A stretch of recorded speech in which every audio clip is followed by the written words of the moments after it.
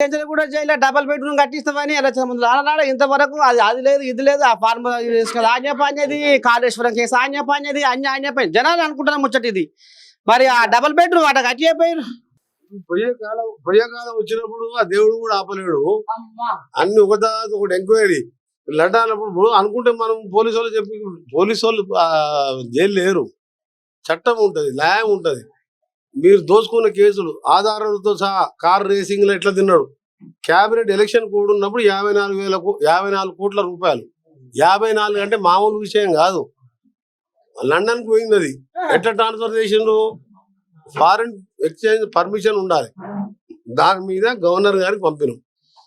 parliament లో అసెంబ్లీలో cabinet లో ఇవన్నీ మాట్లాడుతాం అసెంబ్లీలో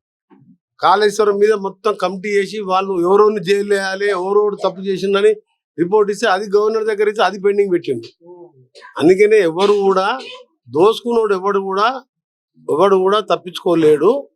కానీ మేము అందరిలాగా తొందరపడి రాజకీయ కక్షలకు పోదలుచుకోలేదు